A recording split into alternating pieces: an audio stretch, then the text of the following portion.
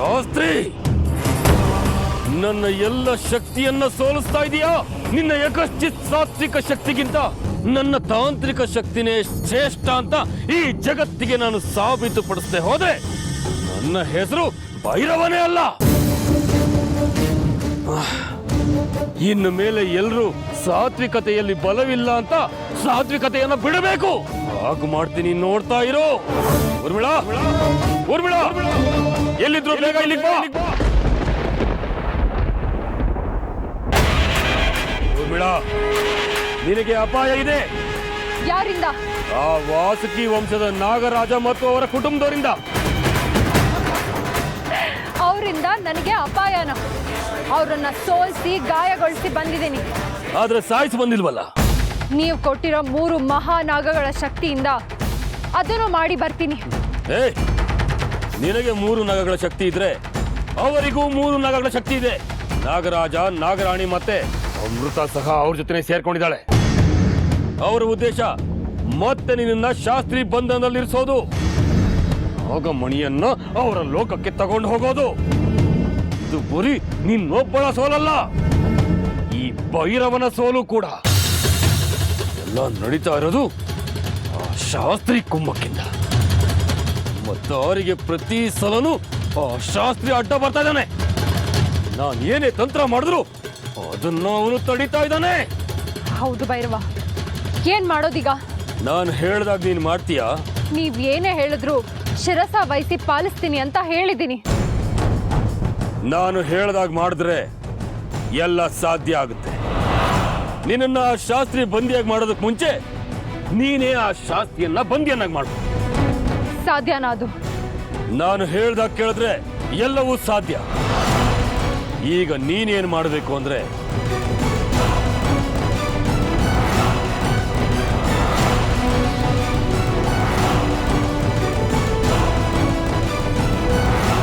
ಗೊತ್ತಾಯ್ತಲ್ಲ? ನೀನು ಹೀಗೆ ಮಾಡಿದ್ರೆ ಆ ನಾಗರಾಜ, ನಾಗರಾಣಿ, ಅಮೃತ ಮೂವರು ನನಗೆ ಶರಣಾಗಿ ನನ್ನ ಮುಂದೆ ಮಂಡಿಯೋರಿ ಕೂರ್ತಾರೆ. ಆಗ್ಲಿ ಬಾಬಾ, ಆ ಮೂವರನ್ನ ಎಳೆದ್ ತಂದು ನಿಮ್ ಕಾಲ್ ಹತ್ರ ಬಿಸಾಕ್ತೀನಿ.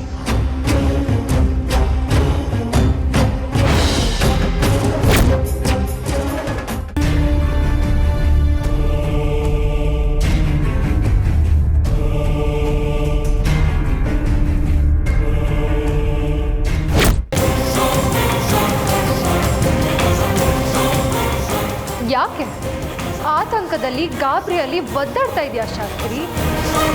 ನೀನ್ ಹೇಗೆ ಚಡಪಡಿಸ್ತಾ ಇದೆಯೋ, ಹೇಗೆ ಒದ್ದಾಡ್ತಾ ಇದೆಯೋ, ಹಾಗೆ ನಾನು ನಿನ್ನ ಬಂಧನದಲ್ಲಿದ್ದಾಗ ಒದ್ದಾಡ್ತಾ ಇದ್ದೆ, ತಳಮಳಿಸ್ತಾ ಇದ್ದೆ. ಆ ನೋವು ಸಂಕಟ ನಿನಗೆ ಗೊತ್ತಾಗಬೇಕು ಅಂತಾನೆ ನಾನು ಇಲ್ಲಿಗೆ ಬಂದಿರೋದು. ಅನುಭವಿಸ್ಬೇಕು ನೀನು.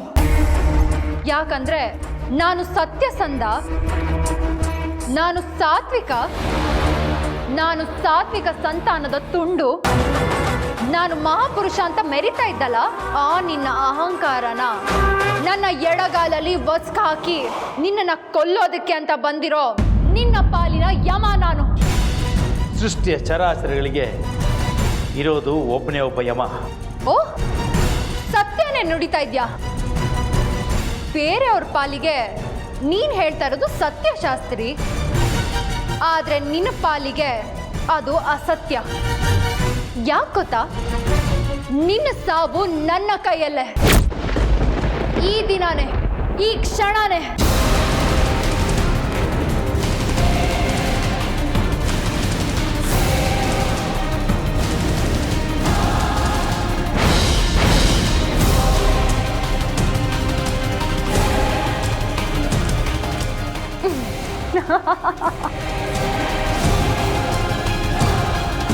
ನೋಡಿದ್ಯಾ ನಿನ್ನ ಸಾತ್ವಿಕ ಶಕ್ತಿಯ ಮಹತ್ವನ?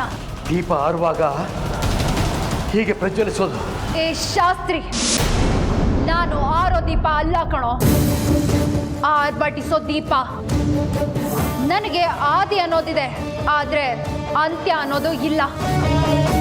ಯಾಕಂದ್ರೆ ನಾನೀಗ ಕೇವಲ ತಕ್ಷಕ ಕುಲದ ನಾಗಿಣಿ ಅಲ್ಲ, ನನ್ನ ಜೊತೆಲಿ ಮೂರು ಮಹಾ ನಾಗಗಳ ಶಕ್ತಿ ಇದೆ.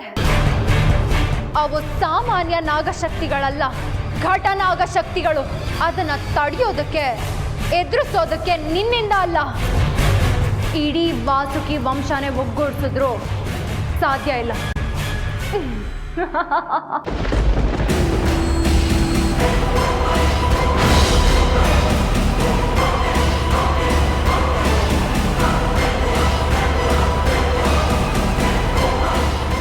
ಬಾ ನನ್ನ ಜೊತೆ.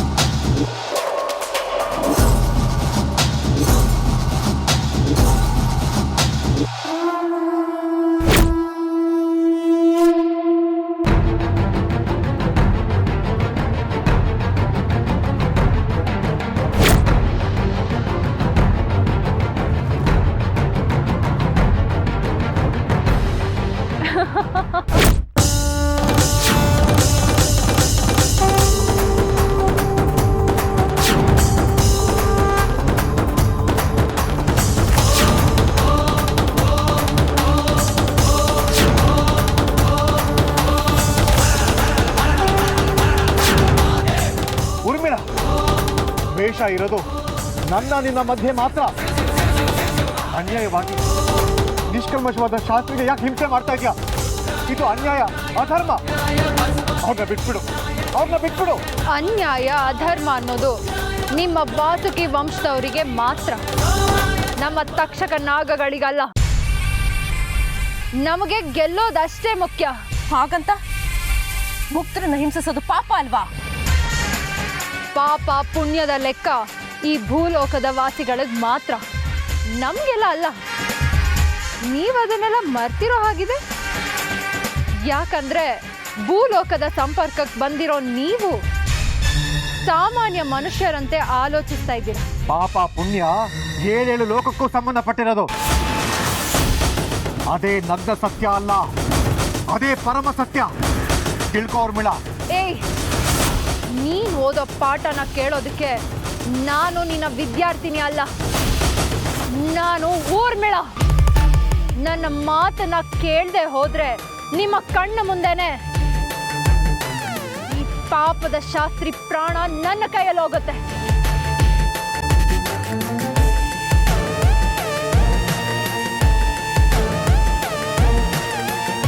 ಊರ್ಮಿಳ, ನಿನ್ನ ಕೈ ಮುಗಿದು ಕೇಳ್ಕೊತೀನಿ, ದಯವಿಟ್ಟು ಅವ್ರನ್ನ ಏನು ಮಾಡಬೇಡ, ಅವ್ರನ್ನ ಬಿಟ್ಬಿಡು. ಈ ಬುಡ್ಬುಡ್ಕೆ ಶಾಸ್ತ್ರಿನ ಬಿಡ್ಬೇಕು ಅಂದ್ರೆ ನೀವು ನಾ ಹೇಳ್ದಂಗೆ ಕೇಳ್ಬೇಕು. ಖಂಡಿತ ಕೇಳ್ತೀವಿ. ಅದೇನು ಅಂತ ಹೇಳು. ವಾಸುಕಿ ವಂಶಕ್ಕಿಂತ ತಕ್ಷಕ ವಂಶನೇ ಶ್ರೇಷ್ಠ ಅಂತ ಮನಸ್ಫೂರ್ತಿಯಾಗಿ ಒಪ್ಪಿ ಅದನ್ನೇ ನೀವು ನನ್ನ ಮುಂದೆ ಪುನರುಚ್ಚಿಸ್ಬೇಕು. ಇಲ್ಲ, ಅದೆಂದಿಗೂ ಸಾಧ್ಯ ಇಲ್ಲ. ತಕ್ಷಕ ವಂಶ ಯಾವತ್ತು ವಾಸುಕಿ ವಂಶದ ಶ್ರಮಕ್ಕೆ ಬಂದಿರೋದಕ್ಕೆ ಸಾಧ್ಯನೇ ಇಲ್ಲ. ಕೊನೆಗೂ ನಿಮ್ಮ ವಾಸುಕಿ ವಂಶದ ಗುಣನ ತೋರಿಸ್ಬಿಟ್ಟಿಯಲ್ಲ, ಇನ್ನಿ ಶಾಸ್ತ್ರ ಉಳಿಯಲ್ಲ.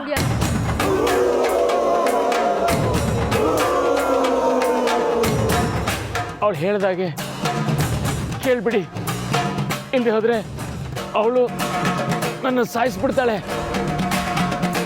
ನನ್ನ ಸಾಯಿಸಿದ ಪಾಪ ನಿಮ್ಮನ್ನು ಸುತ್ತಕೊಳ್ಳುತ್ತೆ. ದಯವಿಟ್ಟು ಅವಳು ಹೇಳ್ದಾಗ ಮಾಡಿಬಿಡಿ.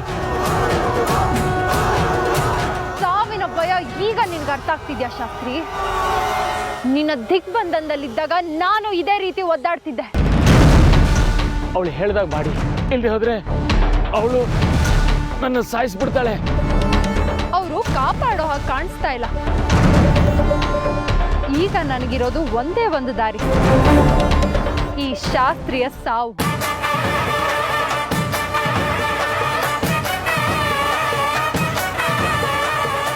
ಊರ್ಮಿಳ, ಅವ್ರಿಗೇನು ಮಾಡಬೇಡಮ್ಮ, ಅವ್ರನ್ನ ಬಿಟ್ಬಿಡಮ್ಮ, ಬಿಟ್ಬಿಡು.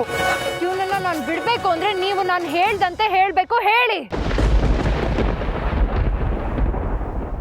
ವಾಸುಕಿ ವಂಶಕ್ಕಿಂತ ತಕ್ಷಕ ವಂಶನೇ ನಾಗಕುಲಗಳಲ್ಲಿ ಶ್ರೇಷ್ಠ. ಇನ್ನೊಮ್ಮೆ ವಾಸುಕಿ ವಂಶಕ್ಕಿಂತ ತಕ್ಷಕ ವಂಶನೇ ನಾಗಕುಲಗಳಲ್ಲಿ ಶ್ರೇಷ್ಠ. ಮತ್ತೊಮ್ಮೆ ವಾಸುಕಿ ವಂಶಕ್ಕಿಂತ ತಕ್ಷಕ ವಂಶನೇ ನಾಗಕುಲಗಳಲ್ಲಿ ಶ್ರೇಷ್ಠ. ಇವಳಿಗೆ ತನ್ನ ವಂಶದೇ ಪ್ರತಿಷ್ಠೆ. ಈ ಪ್ರತಿಷ್ಠೆಯಲ್ಲಿ ಸಮಯವನ್ನು ವ್ಯರ್ಥ ಮಾಡ್ತಿದ್ದಾಳೆ ಮೂರ್ಖನಾಗಿಡಿ. ಓಯ್ ಮಹಾಕಾಲ, ಊರ್ಮಿಳಾ, ಅವರ ವಂಶಕ್ಕಿಂತ ನಿನ್ನ ವಂಶ ಶ್ರೇಷ್ಠ ಅಂತ ಸಾಬೀತು ಮಾಡೋ ಸಂಭ್ರಮದಲ್ಲಿ ಸಮಯನ ವ್ಯರ್ಥ ಮಾಡ್ತಾ ಇದೀಯಾ? ಮೊದಲು ನಮ್ಮ ಉದ್ದೇಶ ಈಡೇರಬೇಕು. ಅದಕ್ಕೆ ಏನ್ ಮಾಡ್ಬೇಕು ಹೇಳಿ ಬಾಬಾ. ಆ ಮೂವರಿಗೂ ತಮ್ಮ ತಮ್ಮ ಶಕ್ತಿಯನ್ನ ನಿನಗೆ ದಾರಿ ಎರೆಯೋದು ಕೇಳು. ಆಗ ಅವರ ಶಕ್ತಿ ನಿನಗೆ ವರ್ಗಾವಣೆಗೊಂಡು ಅವರು ಕೇವಲ ನಾಗಗಳಾಗಿ ಉಳಿತಾರೆ. ನಂತರ ಅವರಿಗೆ ಅಗ್ನಿ ಪ್ರವೇಶ ಮಾಡೋದಕ್ಕೆ ಹೇಳು. ಹಾಗೆ ಅವರು ಅಗ್ನಿ ಪ್ರವೇಶ ಮಾಡಿದ್ರೆ ಇಡೀ ವಾಸುಕಿ ವಂಶನೇ ನಶಿಸಿ ಹೋಗುತ್ತೆ. ಆಗ ಇಡೀ ನಾಗಲೋಕಕ್ಕೆ ನೀನೇ ಅನಭಿಷಿಕ್ತ ಸಾಮ್ರಾಜ್ಞಿ ಆಗೋಗ್ತೀಯ. ನಿಮ್ಮ ಈ ಶಾಸ್ತ್ರಿ ಜೀವಂತವಾಗಿ ಉಳಿಬೇಕು ಅಂದ್ರೆ ನೀವು ಇನ್ನೊಂದು ಕೆಲಸ ಮಾಡಬೇಕು. ಏನದು ಹೇಳು. ನಿಮ್ಮ ಮೂವರ ನಾಗಶಕ್ತಿನ ನನಗೆ ಧಾರೆ ಎರಿಬೇಕು. ಅದು ಎಂದಿಗೂ ಸಾಧ್ಯ ಇಲ್ಲ. ಹಾಗಾದ್ರೆ ನಿಮ್ಮ ಶಾಸ್ತ್ರಿ ಜೀವಂತವಾಗಿರೋದಿಲ್ಲ.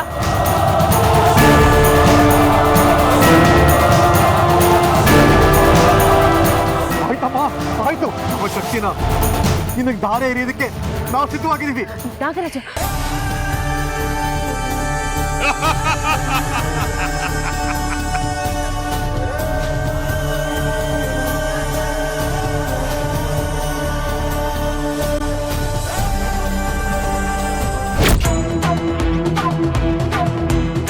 ಅಂದರೆ ನನ್ನ ಪ್ರತಿಕೃತಿಯನ್ನು ಇಟ್ಕೊಂಡು ಅವ್ರನ್ನ ಧರ್ಮ ಸಂಕಟದಲ್ಲಿ ಸಿಕ್ಕಿಸಿ ನನ್ನ ಕಾರ್ಯವನ್ನು ಸಾಧಿಸ್ಕೊಳ್ಬೇಕು ಅಂತ ಅಂದ್ಕೊಂಡಿದ್ದಾಳೆ ಊರ್ಮಿಳ. ಈಗ ನಾನು ಸುಮ್ಮನೆ ಇದ್ದರೆ ನಾಗರಾಜ ನಾಗರಾಣಿ ಆ ಅಮೃತದ ಶಕ್ತಿಯನ್ನು ತಾನು ಪಡ್ಕೊಂಡು ಅವರೆಲ್ಲರನ್ನ ಆ ಊರ್ಮಿಳ ಬೆಂಕಿಗೆ ಆಹುತಿ ಮಾಡಿಬಿಡ್ತಾಳೆ. ನಾಗರತ್ನ, ನಾಗರತ್ನ, ನಾಗರತ್ನ, ಬಾ ತಾಯಿ. ಶಾಸ್ತ್ರಿಗಳೇ, ಯಾಕೀಗ ನನ್ನನ್ನು ಆತಂಕದಲ್ಲಿ ಕೂಗ್ತಾ ಇದ್ದೀರಾ? ಬಂದ್ಯಾ ತಾಯಿ, ಒಂದು ಅನಾಹುತ ಆಗೋದ್ರಲ್ಲಿದೆಯಮ್ಮ. ಏನು ಅನಾಹುತ? ನನ್ನ ಪ್ರತಿಕೃತಿಯನ್ನು ಸೃಷ್ಟಿಸಿ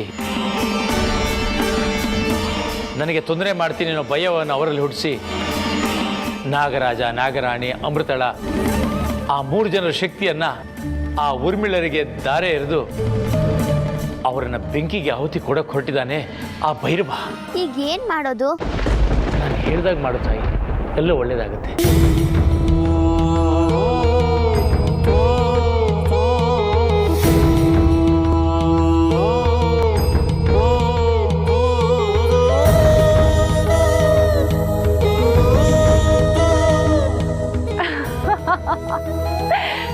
ನಾನ್ ಹೇಳ್ದಂತೆ ಕೇಳಿದ್ರೆ ಮಾತ್ರ ಈ ಶಾಸ್ತ್ರಿ ಜೀವಂತವಾಗಿ ಉಳಿತಾನೆ. ಇಲ್ಲ ಅಂದ್ರೆ ಇವನು ಇಲ್ಲೇ ಈ ಕ್ಷಣದಲ್ಲೇ ಜೀವ ಕಳ್ಕೋತಾನೆ. ಆಯ್ತಮ್ಮ, ಆಯ್ತು. ನೀನು ಹೇಳ್ದಂಗೆ ನಾವೆಲ್ಲರೂ ನಮ್ಮ ಶಕ್ತಿನ ನಿನ್ನ ದಾರೆ ಎರಿತೀವಿ. ನೀನ್ ಏನು ಹೇಳಿದ್ರು ನಾವು ಮಾಡ್ತೀವಮ್ಮ. ಶಾಸ್ತ್ರಿಗಳು ಸಾತ್ವಿಕರು. ಅವ್ರ ಪ್ರಾಣಕ್ಕೋಸ್ಕರ ನಮ್ಮ ಪ್ರಾಣ ಕೊಡಕ್ಕೂ ನಾವು ಸಿದ್ಧವಾಗಿದ್ದೀವಿ. ಹ? ಒಳ್ಳೆ ಮಾತು ಕೊಟ್ಟೆ ನಾಗರಾಜ. ಶಾಸ್ತ್ರಿಗಾಗಿ ಇಂಥ ತ್ಯಾಗ. ಶಾಸ್ತ್ರಿ, ನೀನು ನಿಜವಾಗ್ಲೂ ಪುಣ್ಯವಂತ. ನಿಮ್ಮಲ್ಲಿರೋ ಈ ಶಕ್ತಿನ ನನಗೆ ಬೇಗ ದಾರೆ ಎರೀರಿ.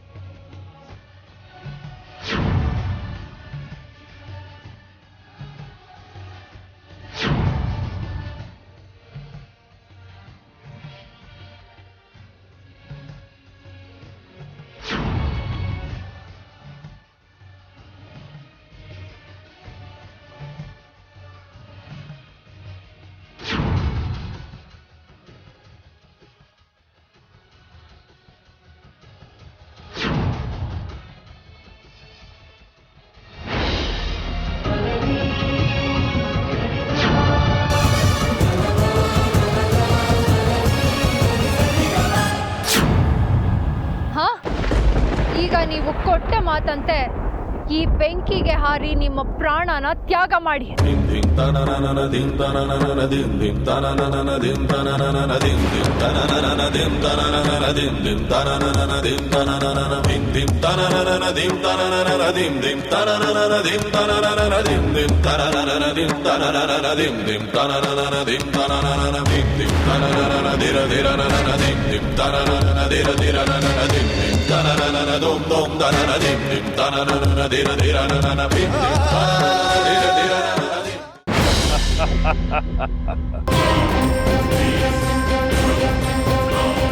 ಜೈ ಮಹಾಕಾಲ. ಅಮೃತ, ನಾಗರಾಜ, ನಾಗರಾಣಿ ಯಾವ ಸ್ಥಿತಿಲಿದ್ದಾರೆ ಅನ್ನೋದು ನನಗೆ ಗೋಚರವಾಗಬೇಕು.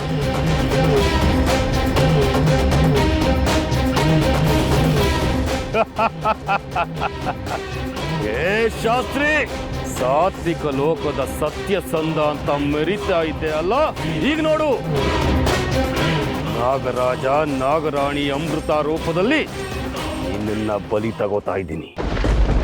ಹಾಗೆ ನಿನ್ನ ರೂಪದಲ್ಲಿ ಅವರನ್ನ ಬಲಿ ತಗೋತೀನಿ. ಇಡೀ ಲೋಕದಲ್ಲಿ ಅಜಾತ ಶತ್ರುವಾಗಿ ಮೆರಿತೀನಿ. ಈ ಸಾತ್ವಿಕ ಲೋಕವನ್ನ ಮಾಂತ್ರಿಕ ಲೋಕವಾಗಿ ಸೃಷ್ಟಿಸಿ ಇಡೀ ಮಾಂತ್ರಿಕ ಲೋಕದ ಅನಭಿಷಿಕ್ತ ದೊರೆ ಅಂತ ಮೆರಿತೀನಿ.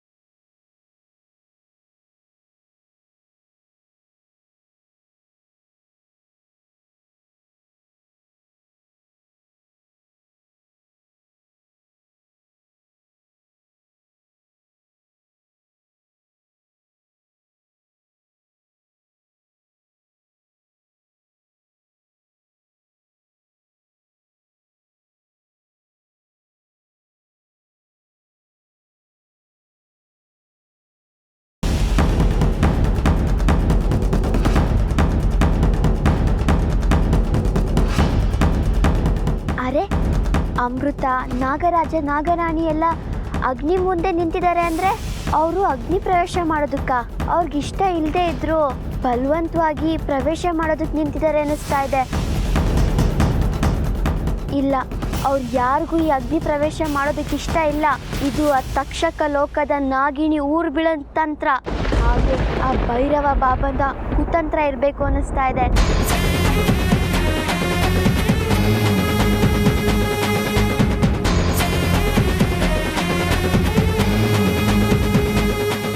ಏನು ಮಾಡೋದು? ಇವರನ್ನ ಹೇಗೆ ಕಾಪಾಡೋದು? ಊರ್ಮಿಳನ ಕಣ್ ಮುಂದೆ ಅಂತೂ ಕಾಪಾಡೋದಕ್ಕಾಗೋದಿಲ್ಲ. ಇನ್ನೂ ಏನು ಮೀನಾಮೇಷ ಎಣಿಸ್ತಾ ಇದ್ದೀರಾ? ವಾಸುಕಿ ವಂಶದ ನಾಗಗಳು ನಾವು. ಕೊಟ್ಟ ಮಾತನ್ನ ಎಂದಿಗೂ ಮೀರೋದಿಲ್ಲ ಅಂತ ಇದ್ರಿ. ಅಗ್ನಿಗೆ ಹಾರಿ ನಿಮ್ಮ ಪ್ರಾಣ ತ್ಯಾಗ ಮಾಡಿ ನೀವು ಕೊಟ್ಟ ಮಾತನ್ನ ಉಳಿಸ್ಕೊಳ್ಳಿ. ನಾಗೇಂದ್ರಹಾರಾಯ ತ್ರಿಲೋಚನಾಯ ಹಸ್ತಾಂಗರಾಗಾಯ ಮಹೇಶ್ವರಾಯ